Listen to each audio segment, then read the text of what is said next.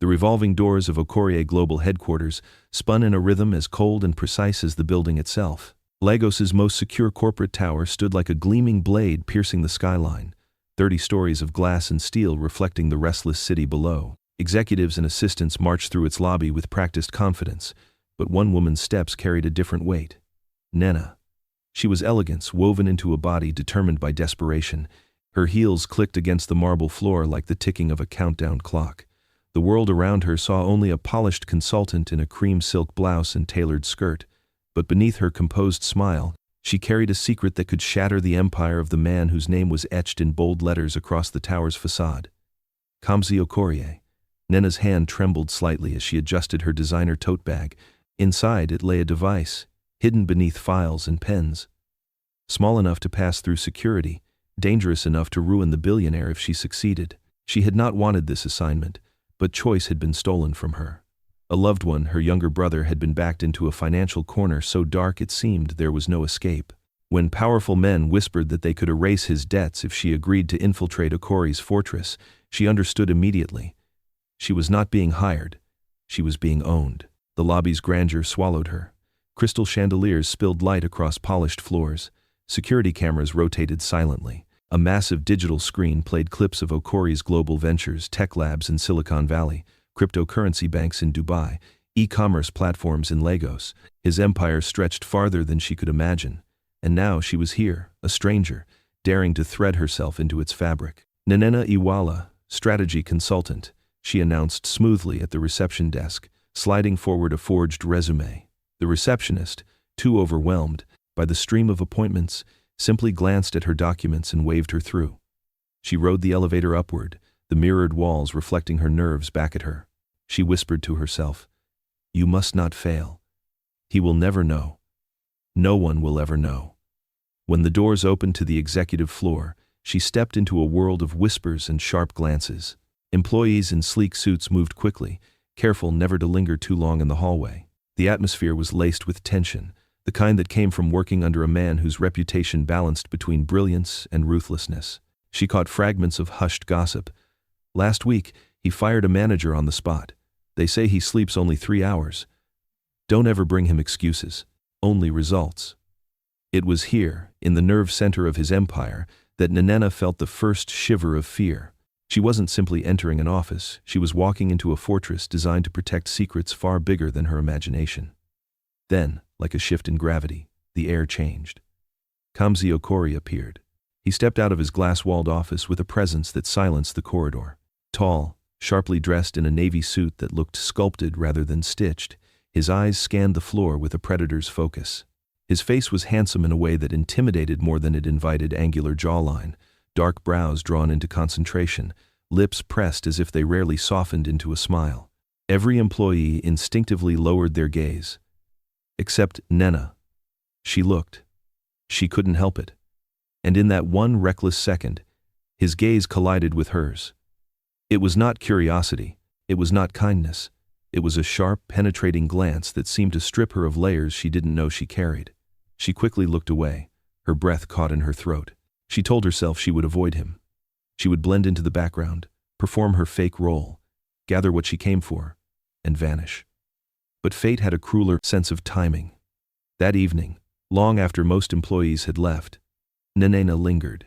The hallway was dim, the hum of air conditioning the only sound. Her instructions from her handlers were clear: plant the device in his office, record everything, and transmit it discreetly. Her hands shook as she slipped past the glass doors of Kamsi's office. The space was a shrine to control: sleek black desks, floor-to-ceiling screens displaying global markets, and a panoramic view of Lagos bathed in golden twilight. She moved quickly, placing the recorder beneath his desk. For a brief moment, she allowed herself to breathe. The city lights blinked below like 1,000 restless eyes. She almost believed she could escape unseen. Then a voice cut through the silence. Low, smooth, dangerous. "Who are you really?" Her heart stopped. She spun around. Kamsi Okorie stood at the doorway, watching her. His gaze was unreadable, somewhere between suspicion and certainty, like a man who had already solved the puzzle but wanted to hear the confession. The device was still in her hand, the lie still on her lips. And for the first time, Nnenna realized that this mission might destroy her long before it ever destroyed him. Behind tinted windows and silent bodyguards lies a world few dare to enter, and Nnenna stepped through it as though the marble floors themselves were judging every breath she took. The Okorie global portfolio unfolded in glossy decks and live dashboards. Tech startups spun like constellations across Africa, Asia, and Europe. International deals glowed in calendars that moved time zones like chess pieces. Cryptocurrency banks hummed beneath it all. Vaults of code housing a restless tide of digital wealth. In meeting rooms wrapped with glass, the future arrived in prototypes, patents, and projections that turned risk into spectacle. Kamsi managed it all with an obsession that felt almost liturgical.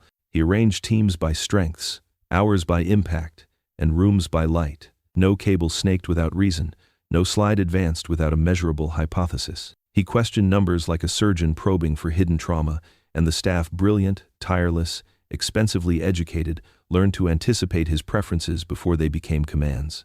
Perfection, he believed, was not a destination but a temperature. The building remained calibrated to it, cool enough to sharpen thought, warm enough to keep fear from freezing hope. The week swelled toward a high-profile product launch. Orie, a handheld device that fused biometric security with peer-to-peer payments in rural and urban markets alike. No app store, Kamsi said in rehearsal. No gatekeepers. Money moves because people do. The stage mock-up glimmered with mirrored panels and a razor-thin LED arch. Influencers rehearsed soundbites, journalists jostled for interview slots, and heads of states' aides sent careful inquiries, all while a team of engineers ran final latency tests on a bank of devices that looked deceptively simple. Nnenna watched the pressure gather like Harmattan dust on horizon lines. Assistants rehearsed introductions, PR managers rotated contingency plans, and the launch director carried a pocket list of signs that Kamsi might be dissatisfied. A stillness of expression, a fingertip tap, a silence that lengthened by increments exactly 3 beats long. In that silence, people edited themselves. The paranoia was never hysterical. It was efficient, predictable, almost polite. Even the jokes were optimized for safety. Yet in those same days, when the last rehearsal ended and the last committee dissolved into the elevator's hush, Kamsi would wander the top floor with the distracted gaze of someone who had misplaced something he could not name. Nnenna noticed how the man who owned networks large enough to cradle continents' transactions ate alone at a minimalist canteen table, answering no one's message for 10 minutes straight, as though testing whether anyone would insist beyond protocol. No one did. The tower learned its master's loneliness and built hallways that did not echo. There were glimpses, though, angles that softened him into a person instead of a myth. In a west-facing corner, a private gallery carried his affection for abstract Nigerian art bursts, of color, heavy strokes, rebellious geometry. He stared at them, not like a collector, but like a student devouring a language. Down a narrow corridor, a badge-locked door opened to a hidden music room, mahogany shelves, a black baby grand, a quilt of acoustic panels. Late one night, Nnenna, returning a marked-up deck, heard him place quiet notes in the air, fragile, patient, unbothered by perfection, as if music finally allowed him to be approximate. Her mission spiraled beside these discoveries. She built a map in her mind. Vulnerabilities disguised as systems. The product pipeline moved through a single encrypted scheduler. A trusted director controlled vendor relations with near-religious discretion. An analytics superuser held permissions no one else questioned. The crypto treasury rebalanced on Thursday evenings after Asian markets closed. She charted the rhythm of security checks, the cadence of approvals, and the few moments when Kamsi, exhausted, signed without redlining. Weakness did not glitter, it yawned in habit. That afternoon she sent her first coded message to the handlers who had conscripted her. In a draft calendar invite buried beneath a harmless meeting title, she hid a hash of aggregated observations, salted and split across metadata fields. No names, only patterns. No screenshots, only timings and access paths. The reply came as absence, no ping, no call because silence was their agreement. She closed the laptop and stared at her reflection, startled by how competent treachery could look when packaged in corporate calm. When the launch dawned, Lagos gathered like a choir. The auditorium thrummed with bass lines and camera shutters. A living map of the continent lit the stage as Kamsi walked into applause that felt like weather. He spoke without notes, threading technical truth through human urgency. Market women in Enugu, scanning payments with a smile. Students in Jos splitting bills with a tap. Diaspora transfers arriving to phones before tears dried. He did not sell ambition. He sold relief. The crowd rose to its feet, and for a moment even the skeptics learned to believe. Backstage, he found Nnenna reviewing press allocations, her tone even, her posture immaculate. "Good work," he said quietly, as if the words might bruise if delivered too loudly. The gratitude landed where she least expected, between her ribs, in a place treachery had not yet cauterized. Guilt flickered, fast and bright, and she looked away as though the lighting had suddenly become unkind. Night folded into the building's edges, and a rooftop dinner rose from the caterer's choreography, glass bowls of pepper soup steaming under acrylic domes, grilled lobster glistening beside roasted plantain, candles imprisoned in windproof cylinders, Lagos glittering like a river of fallen stars. A quartet played faint highlife, and conversations broke into elegant fragments about valuation, regulation, and the rumor that ORI would leapfrog 3 incumbents by dawn. Kamsi stood with Nnenna at the parapet, sleeves loosened, tie undone just enough to suggest the possibility of rest. The city below moved like circuitry. The breeze held the salt of the lagoon and the electricity of neon. He studied her profile, calm against the night, and for once spoke without strategy. "I know when someone is lying to me," he said, softly enough that the sentence felt like a secret he had no intention to keep. She did not inhale. She measured the space between honesty and ruin, and found it thin as a glass's rim. The walls of an empire are built to keep strangers out, yet even fortresses have windows where light sneaks in, and, it's within Okorie Global's glass tower, something unexpected began to stir. The billionaire who trusted no one was slowly, almost imperceptibly, beginning to trust Nnenna. It began with spreadsheets. Kamsi slid confidential reports across the polished conference table, his eyes watching her reaction not with suspicion, but with expectation. She leaned forward, scanning figures that represented billions in shifting assets, her mind racing not just with calculations, but with the silent question of why he had chosen her. The company's brightest analysts were seated in the same room, yet he looked at her, waiting for her thoughts. She spoke carefully, balancing insight with restraint, and when her recommendation cut through the noise, he nodded once, sharp, decisive, approving. From that day, files previously reserved for the inner circle began appearing in her inbox. Draft contracts, raw projections, strategy outlines marked confidential. He had made her part of the invisible scaffolding that held the empire together, but trust was a double-edged gift. The more he revealed, the heavier her guilt became. For every file he gave, she was expected to extract patterns and weaknesses for the rivals who had sent her. For every moment he opened the fortress, she was preparing to map its cracks. She noticed his restless habits, the shadows beneath his eyes betraying the man behind the legend. He coded late into the night, eyes fixed on glowing lines of text, as if the next algorithm could fortify the walls of his empire. He scribbled notes on glass boards at dawn, pacing, erasing, rewriting until equations bled into art. His assistants whispered about his stamina, but Nnenna saw something more, a man who fought against sleep as though dreams carried enemies he could not defeat awake. Their chemistry surfaced in quiet, almost accidental ways. In the hallway, his gaze brushed hers and lingered half a beat too long. During meetings, he addressed her answers before others, had finished speaking, as if attuned to her rhythm. Conversations ended with pauses neither wanted to fill, silence swelling with unspoken questions. He never touched her, but the distance between them felt charged, alive. For Nnenna, it was torture. Each heartbeat leaned toward him, while every thought screamed betrayal. At night she lay in her service department, staring at the ceiling fan, replaying the curve of his half-smiles, the raw sincerity of his approval. Then she would hear the echo of her handler's warning. "One mistake and your family pays the price." Her brother's face haunted her, young, reckless, terrified, trapped in debts he couldn't escape. She had promised to protect him, even if it meant destroying the one man who had shown her genuine trust. But Kamsi wasn't only the empire's hard edges. One afternoon, while searching for him in the labyrinth of offices, she stumbled upon a hidden conference room. Inside, he sat with a group of rural educators and community leaders, his voice low, his eyes intent. On the table were blueprints for classrooms, solar-powered tablets, and charts of literacy rates. He was designing a foundation anonymously to transform schools in neglected villages. He refused credit, signing documents through shell nonprofits so no one would know. Nnenna froze in the doorway, unseen, and for the first time her heart broke not out of guilt, but admiration. The ruthless billionaire the world feared was quietly shaping futures without seeking applause. The discovery tore at her. How could she betray a man whose secrets weren't weapons, but hidden kindnesses? Later that week, in the middle of a chaotic afternoon, their paths crossed in the company cafe. He carried a black Americano, she a steaming cup of ginger tea. A miscalculation in timing left them side by side at the only empty counter. He smiled faintly, an expression so rare it startled her, and gestured toward the tiny corner table. They sat, surrounded by the hum of chatter.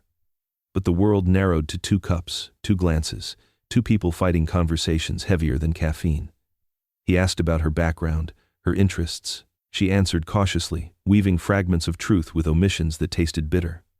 When he laughed, unexpected, soft, genuine, her chest tightened. It felt too intimate, too dangerous, like stepping barefoot on glass. That evening, she typed a draft resignation letter, her hands trembling. She wanted to walk away, to escape the cruel bind between duty and desire. But then the coded message arrived on her secure phone. The next report is overdue. Deliver or your brother pays. Her stomach dropped, and resignation evaporated into fear. She was trapped. Her inner conflict became unbearable.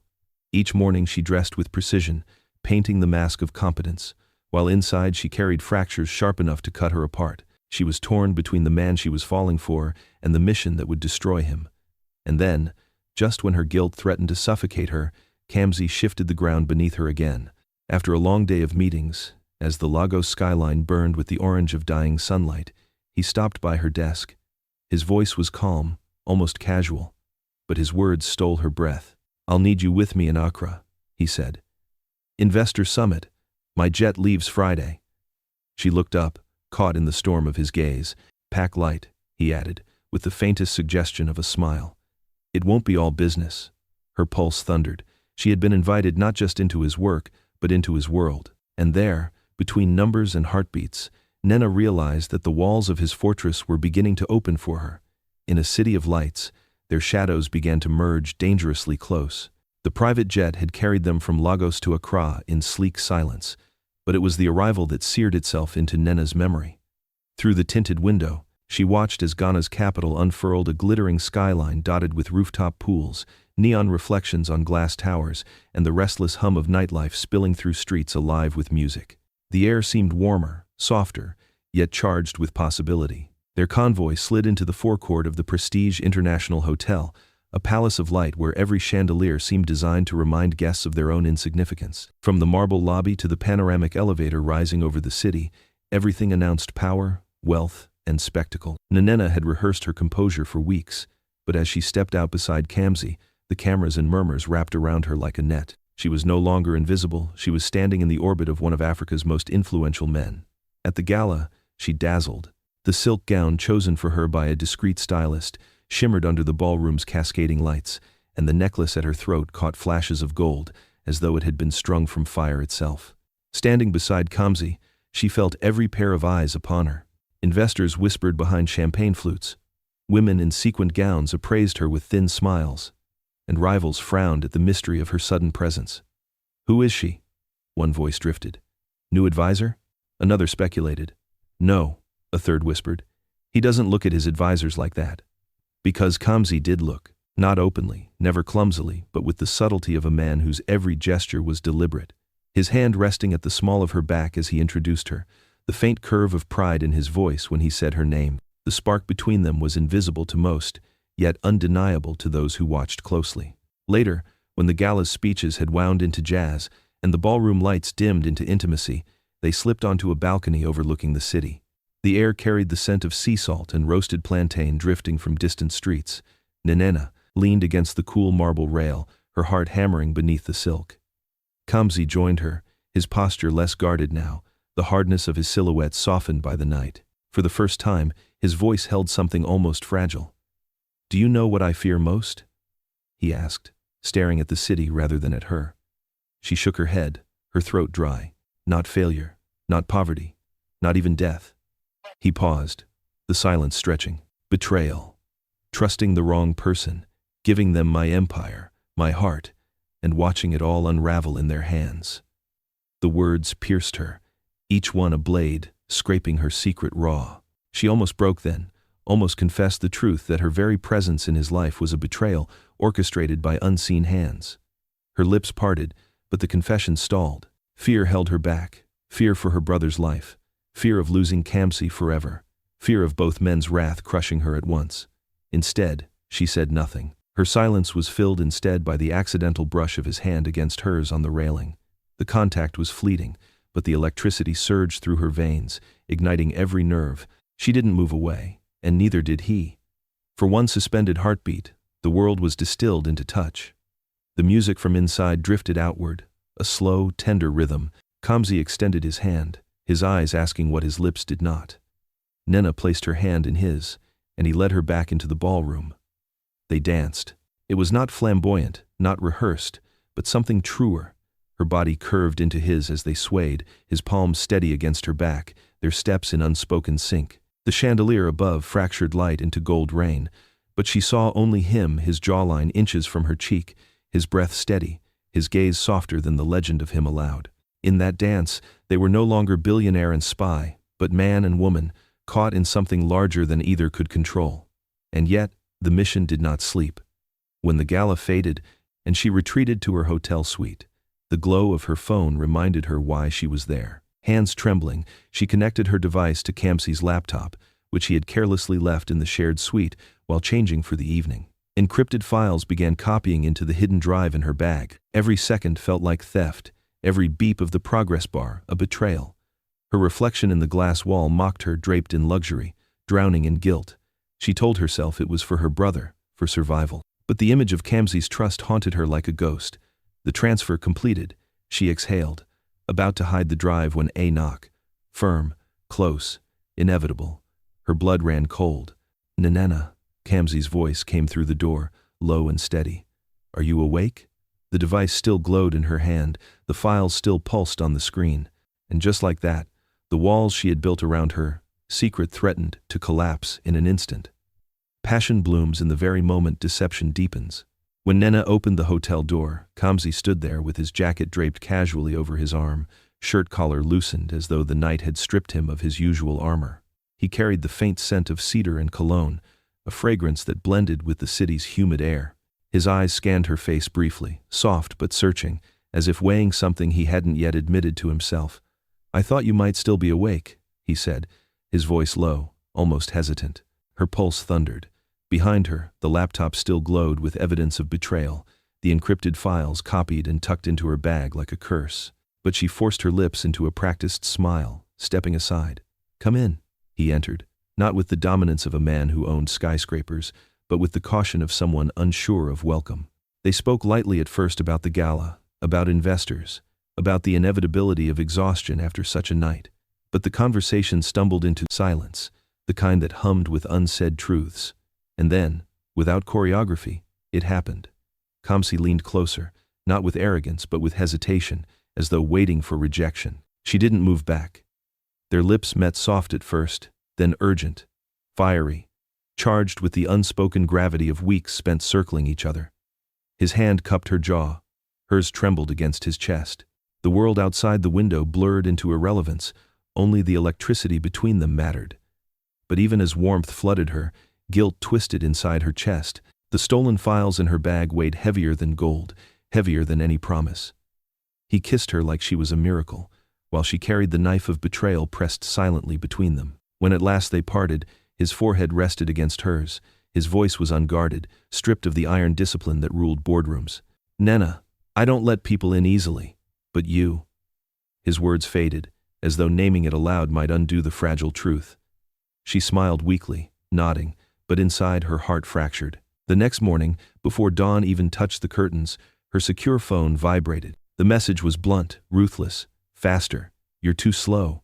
Deliver or we release everything. He falls, and so do you. She clutched the device until her knuckles whitened. The rivals who had conscripted her were tightening their grip.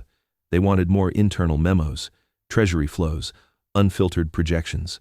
They promised destruction if she faltered. Her brother's face flashed in her mind, his debts, his helplessness. She had no choice but to keep lying. Later that day, as Accra's sun burned bright across the conference halls, Kamsi revealed a side of himself she had never glimpsed before. Between meetings, he pulled her aside into a quieter lounge, where the noise of negotiations dulled. There, over plain bottled water, he spoke not as billionaire or mogul, but as a man burdened by responsibility. Building this just for profit, he said. Nigeria's young people, they deserve more than promises.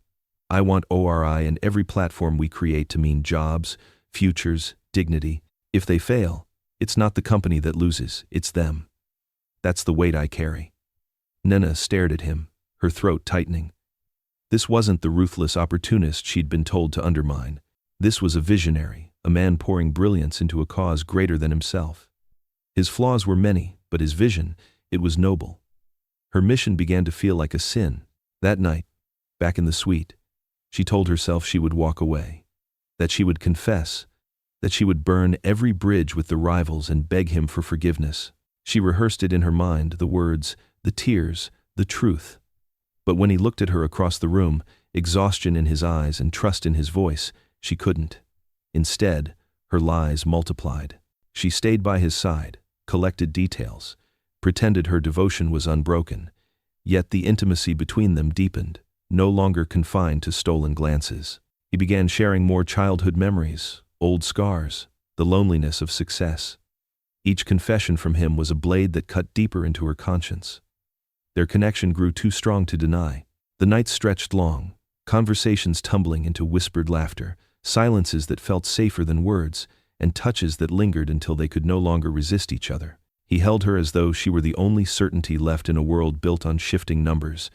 And still, when he drifted to sleep beside her, steady breaths soft against her hair, Nnenna lay awake. Tears slipped silently onto the pillow. She stared into the dark, praying for a way out, for redemption, for a miracle. But morning always came, and with it, the suffocating reminder that her betrayal was already written. Sometime after midnight, her laptop blinked awake. She reached for it, intending only to close the lid, but froze when she saw a new notification. An email, no sender, no signature, only a single line in the subject.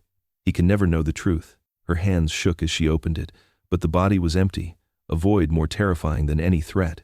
It was not instruction, it was prophecy. And as she stared at the screen, she realized her double life was spiraling toward a collision she could no longer control.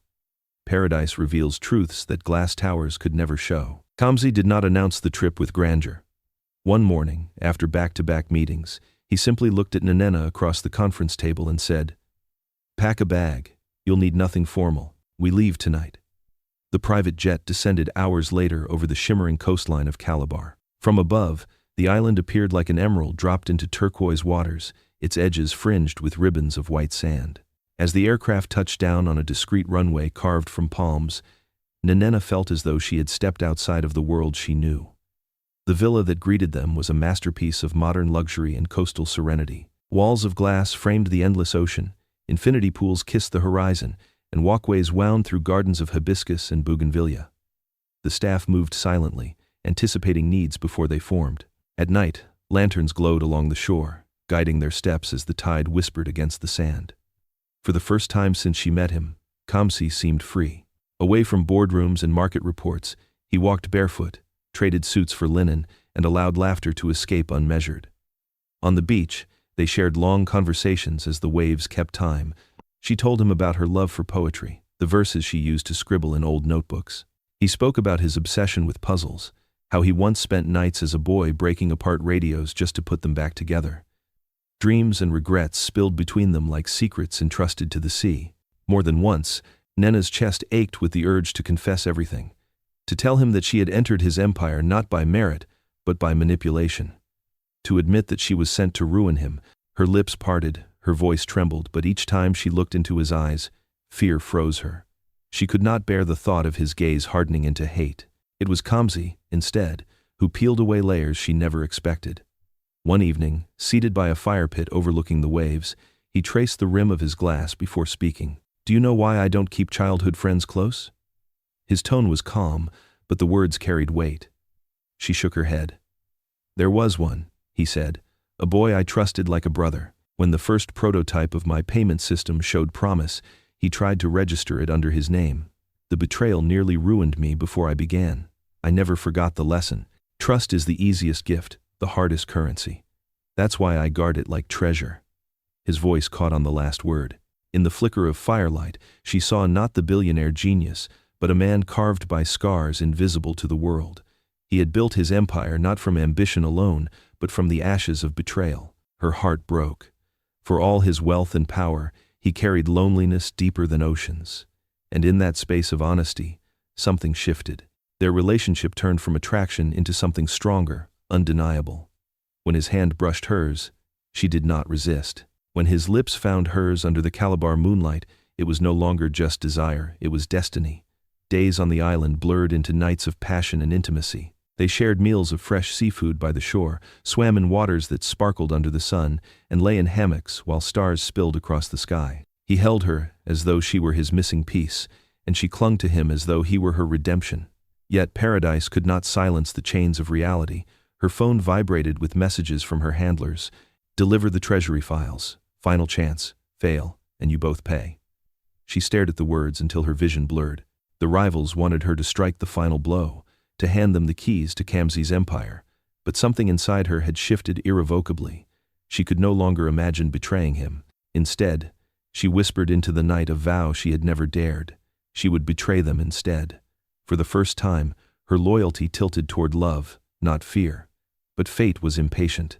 On their last night on the island, Nnenna returned from the shoreline, her purse swinging carelessly at her side.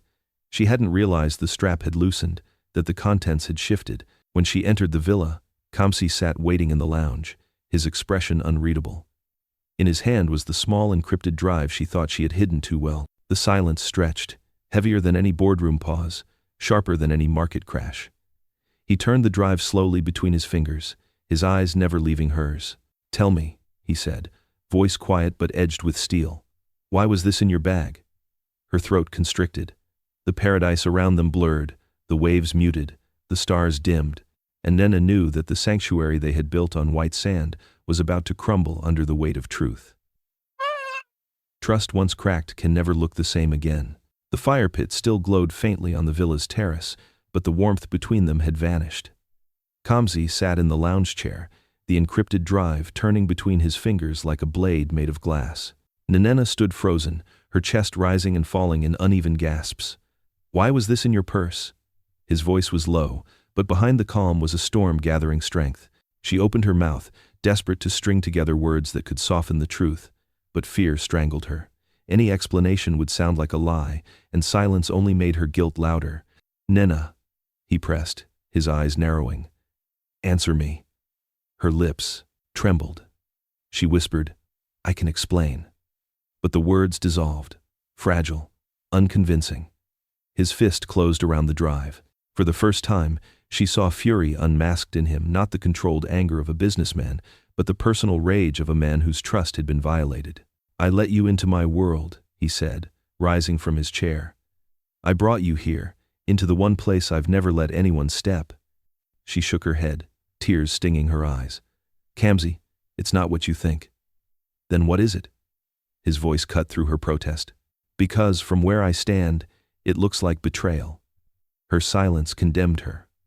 The truth hovered on her tongue, but her brother's life, her family's safety, weighed heavier than any confession. She dropped her gaze, unable to meet the fire in his. Kamsi's hand flicked, and a pair of discreet security men appeared from the shadows. Their presence reminded her that even paradise was guarded. "Escort her to the jet," he ordered, his tone clipped, final. The men moved toward her, gentle yet firm, guiding her through the villa she had begun to call safe. Nnenna's tears blurred the marble floors, the flicker of lanterns, the memory of nights under Calabar's stars. She wanted to scream, to explain, to throw herself at his feet and beg him to listen. But her throat betrayed her, sealing her heart inside silence.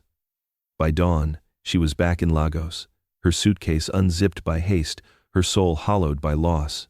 Alone in her serviced apartment, she collapsed on the bed, realizing she had lost not only the man she loved, but also the illusion of safety that his presence had given her. Meanwhile, Kamsi spiraled. In the days after her removal, paranoia crept into his veins like poison. He tore through digital trails, scrutinized emails, demanded forensic audits. Every unexplained glitch became a threat, every delayed file a sign of conspiracy. He replayed her every word, every glance, every smile, searching for the moment she had slipped the knife into his trust. She was planted, he muttered to himself in the solitude of his penthouse office. She came with a purpose. I was a fool to believe otherwise. His empire had withstood competition, regulation, even sabotage, but betrayal from someone he let into his inner circle was a wound no firewall could block. For Nnenna, the torment grew double-edged. The rivals who had coerced her into the mission did not relent. Instead, they tightened the screws. A message arrived with a photo of her brother, his face bruised, fear etched into his expression. The caption was short: "Deliver, or he suffers." Her chest tightened until she could barely breathe. She had lost Kamsi, but her family was still trapped. She could not abandon them. Yet the thought of continuing to betray the man she loved tore her apart. Her guilt was unbearable, pressing on her like a weight she could not carry another day. Alone in her apartment, she stared at the encrypted files still in her possession. She had enough evidence to finish her mission and hand her rivals Kamsi's empire on a platter. But another thought, darker and sharper, grew inside her. What if I turned this weapon on them instead? For the first time, resolve sparked in her despair. She would no longer be their pawn. If she had to fight, she would fight not only for her brother but for the man she had already betrayed. Love and guilt had braided into something fiercer defiance. But as she began to plan her rebellion, the rival made his boldest move yet. News broke across international financial networks. Okorie Global faced a hostile takeover bid. The rival stood at a press podium, his smile smooth, his words dripping with calculated malice. He announced his intention to absorb Kamsi's empire, citing ethical lapses and weak governance that made Okorie Global vulnerable. The cameras captured his triumph, the investors whispered about betrayal, and the markets trembled. From her apartment, Nnenna watched the announcement, her breath caught in her throat. She had wanted to save Kamsi from her betrayal, but now she realized the rival's plan was bigger, crueler, and dangerously close to succeeding. The fortress was crumbling, and if she didn't act soon, Kamsi's empire would fall. An empire built in brilliance can be shaken by one whisper of betrayal. It began with headlines. International media outlets, glossy and ruthless, carried stories that spread like wildfire. Okorie Global under scrutiny for corruption. Hidden deals uncovered in billionaire tech giant's empire. Anchors spoke in measured tones, but the undertone was always the same. Kamsi's fortress was cracking. The rival had leaked carefully fabricated documents, mingling half-truths with outright lies. Bribes that had never been paid appeared in doctored invoices. Shell companies Kamsi had never touched were suddenly linked to his name. Commentators debated his fall with the casual cruelty of spectators at a gladiator's fight. Investors panicked. Stocks that once soared like eagles plummeted, shedding billions in hours. Nervous shareholders demanded answers. Banks threatened to freeze lines of credit, and longtime allies distanced themselves to protect their own reputations. The empire that had seemed untouchable was suddenly fragile, bleeding credibility faster than it could rebuild. Through it all, Kamsi withdrew. In his penthouse, blinds closed against the city he once commanded, he sank into isolation. The man who had once been the face of Africa's digital future now avoided calls, ignored meetings, and refused interviews. His mind replayed one memory in endless loops. Nnenna's face, her silence, the encrypted drive he had held in his hand. She was the key, he muttered to himself in sleepless nights. She opened the door, and they walked in. The betrayal haunted him more than the growth. Headlines, more than the financial storm. Empires could be rebuilt, but trust once broken was a ruin too sharp to touch. Nnenna, watching from her apartment, felt the guilt crush her ribs like steel bands.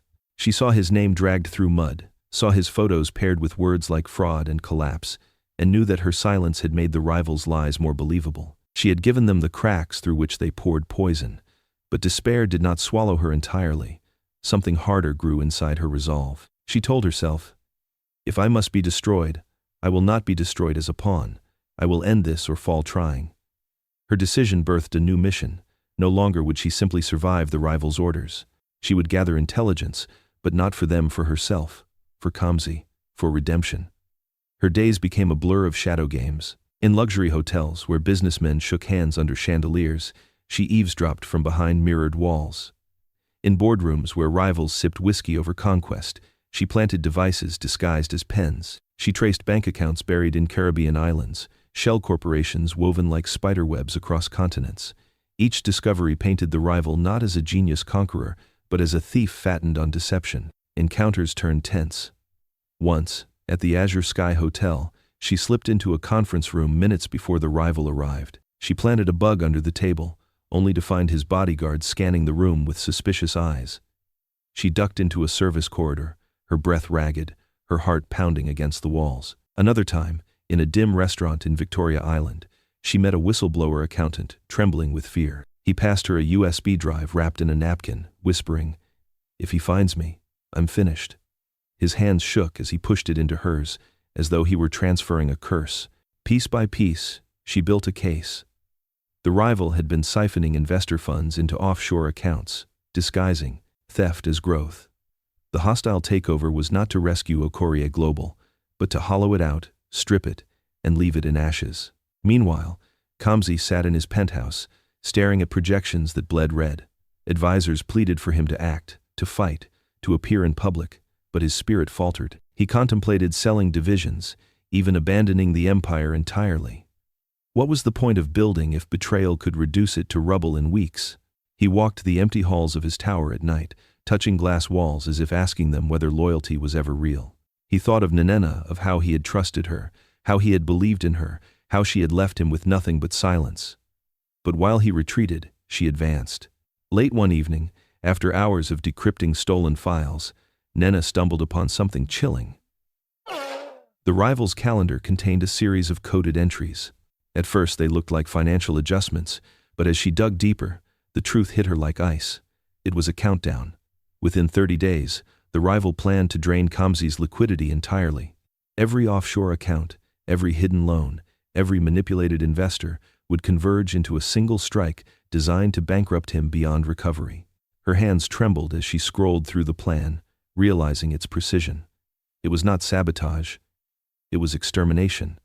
And unless she acted, Kamsi's empire would not just stumble, it would vanish.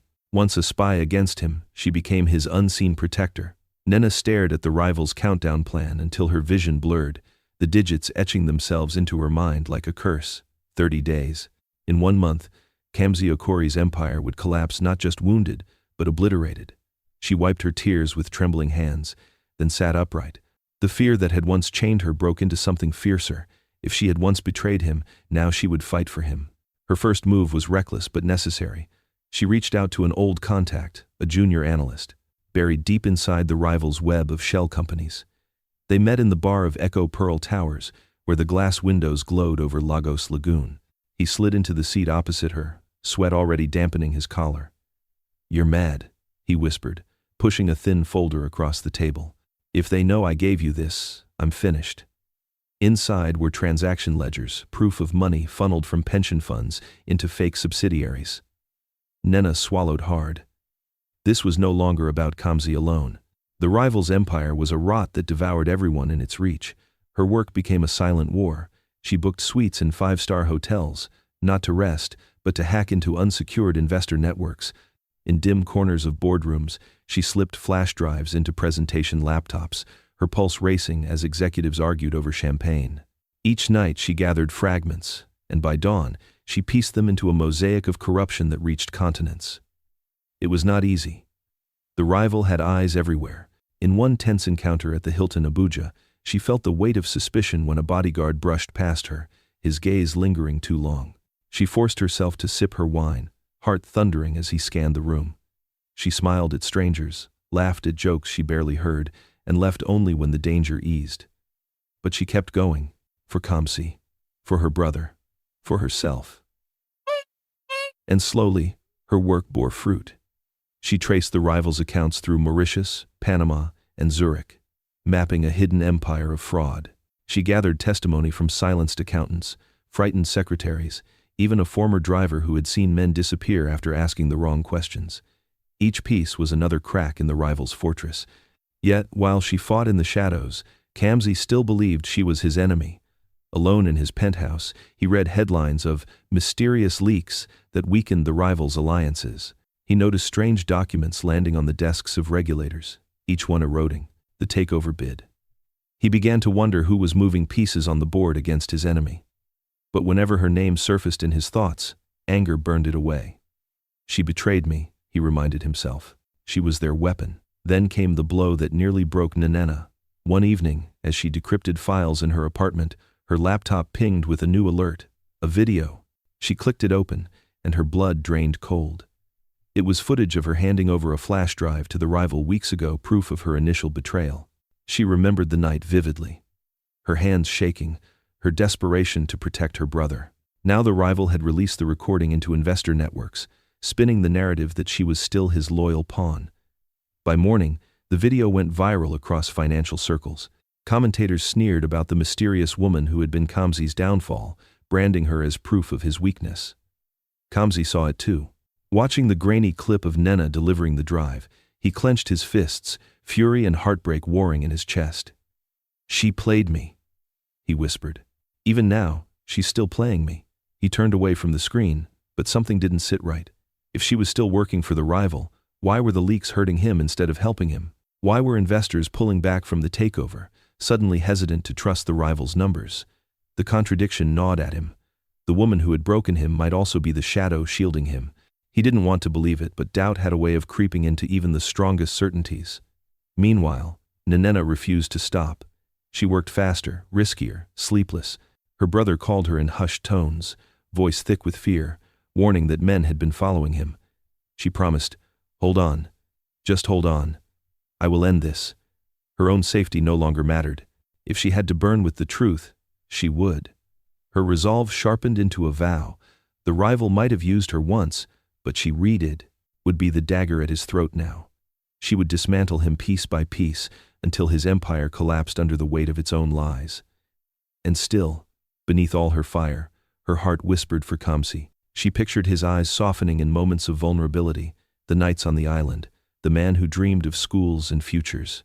She prayed that one day he would see her not as his betrayer, but as the woman who fought to restore what she had broken. But as she pushed forward, the rival tightened his grip. A message slipped into her inbox like venom. "You can try to stop me, but in 30 days, he will be ashes. And so will you." When every door is closed, love becomes the only weapon left. Nnenna knew she had no more time to hide. The rival's countdown ticked louder in her mind with every passing hour, and Kamsi's silence across the city had become unbearable. He had retreated into his penthouse fortress, unreachable to the world, unreachable to her. But if she didn't reach him now, everything, his empire, her family, their fragile connection, would be lost. So she went. Past the security desk, through the glass lobby where whispers swirled, into the elevator that felt like a cage rising into judgment. When the doors opened, she found him where she knew he would be, standing before floor-to-ceiling windows, Legos sprawling beneath him, the nightlights shimmering like a million restless eyes. "Kamsi," she whispered. He turned, and his eyes cut sharper than any blade. Cold, wounded, unforgiving. "You have no right to be here." Her chest tightened, but she forced herself forward. "Please, just listen." He laughed bitterly, the sound empty. "To the woman who handed me over to my enemies? To the woman who danced with me, kissed me, and all the while carried a knife at my back?" Tears burned her eyes. "It wasn't like that." "Then tell me," he snapped. "What was it? Because all I see when I close my eyes is you slipping poison into my life, smiling while you did it." The words shattered her, but she stood her ground. Her voice cracked. "They forced me. Kamsi. They had my brother. They told me if I didn't do what they asked, he would pay. I didn't come to you by choice. But I stayed by choice. I stayed because I—" Her voice faltered on the word she was afraid to speak. He shook his head, turning away, but she pressed on. "I betrayed you, yes, but I am betraying them now. I've risked everything, my life, my family, to gather proof. Look." From her bag she pulled the folders, the drives, the stolen files she had risked nights and near-death encounters to collect. She laid them on his glass table, documents spilling like confessions. Offshore accounts, shell corporations, fraudulent transactions the rival's true empire revealed. Kamsi's hands hovered above the files but did not touch them. His face was unreadable, torn between fury and disbelief. "You expect me to believe this is for me? That suddenly, the woman who destroyed me has decided to save me? I don't expect you to believe," she whispered. "I expect you to see. If you never forgive me, I'll accept that. But don't let him win. Don't let him steal everything you built because of me." Her tears fell unchecked, streaking her face, her voice trembling with desperation. "I may have been the knife once, but now I am the shield. Please, Kamsi, let me prove it." The silence that followed stretched like eternity. He stared at her, jaw tight. fists clenched. And then slowly he exhaled. His eyes softened, not with forgiveness yet, but with the faintest recognition of courage. "You're either the bravest woman I've ever met," he said finally, "or the most dangerous liar." "Maybe both," she admitted. A ghost of a smile flickered across his lips despite himself. He sat, finally pulling the files toward him, scanning them with the sharp, analytical eye that had built an empire. His gaze sharpened as he pieced together the rival's hidden fraud, the countdown plan, the theft disguised as takeover. When he looked up again, something had shifted. His fury had not vanished, but the flames of determination had returned. "If this is true," he said, "then he's not just trying to take me down. He's trying to gut the continent's future." Nnenna nodded. "Exactly. And he's almost finished, unless we stop him together." Together. The word hung between them, fragile, dangerous, yet irresistible. They worked through the night, side by side for the first time since betrayal had torn them apart. She fed him intelligence she had gathered in secret. He strategized counterattacks with the precision of a chess master. Slowly, hour by hour, the rhythm of their collaboration rekindled the trust that had once burned between them. Not fully, not yet, but enough to begin. At dawn, as sunlight bathed the skyline in gold, they paused. Their shoulders brushed, their eyes met, and for a moment, they were no longer spy and betrayed, but two wounded souls fighting to protect something greater than themselves. Their bond, tested by fire, was becoming unbreakable in the furnace of adversity. The love they had tried to bury had survived the storm, now tempered, sharper, stronger. But just as hope flickered, another storm gathered. That morning, news broke across international media. The rival had signed a pre-agreement to merge with Kamsi's biggest international competitor. The move would not only cement the hostile takeover, but erase Okorie Global's name from the future of technology forever. The countdown was accelerating. The enemy's final strike had begun. Sometimes love rises strongest in the ashes of betrayal. The rival's announced merger with Kamsi's largest international competitor sent shockwaves through the markets. Analysts called it the final nail.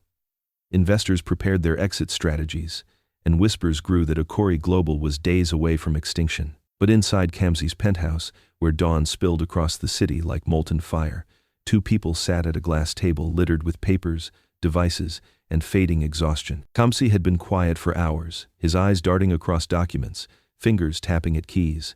Nnenna stood across from him, her own heart torn between fear and hope. Then, at last, he looked up, and a spark of the old fire glinted in his gaze. "They want to merge?" he said, his voice steady now. "Then we'll beat them with their own game." His plan was daring, almost reckless. Rather than fight the merger in courtrooms or regulatory offices, battles that would take months he did not have, he would outmaneuver them in the market itself. Using the intelligence Nnenna had gathered, he exposed the rival's offshore fraud to select investors at lightning speed, while simultaneously launching a surprise partnership with a South African fintech giant. The announcement, timed with surgical precision, shook confidence in the rival's stability. "Investors don't bet on scandals," Kamsi explained as he dialed call after call. "They bet on survival." It worked. Like tides shifting under a sudden moon, investors began to pull back from the rival's merger. Stock prices that had bled red began to stabilize. Calls flooded in, hesitant at first, then hopeful. "Maybe Okorie Global still has fight in it," they whispered. Within 48 hours, the takeover bid had collapsed, not with an explosion, but with a quiet, humiliating withdrawal. Nnenna watched it unfold in awe. The man she had nearly destroyed was rebuilding his empire before her eyes, not with rage, but with brilliance, strategy, and an almost frightening calm. And through it all, he did not push her away. He listened when she spoke, nodded at her findings, leaned on her knowledge. Trust, fragile but undeniable, was weaving its threads again. When the final confirmation arrived that the rival's merger had failed, Kamsi stood on his balcony overlooking the city. The skyline glittered, bruised but still alive, much like him. Nnenna stepped beside him, the wind lifting strands of her hair, the silence thick with everything they had endured. He turned to her then. No audience, no cameras, no grandeur. Just a man, stripped of pride, holding a truth too heavy to hide. "I tried to hate you," he admitted softly. "God knows I tried, but even when I thought you'd ruined me, I couldn't stop loving you. I don't want to fight it anymore." Her breath caught. Tears welled in her eyes.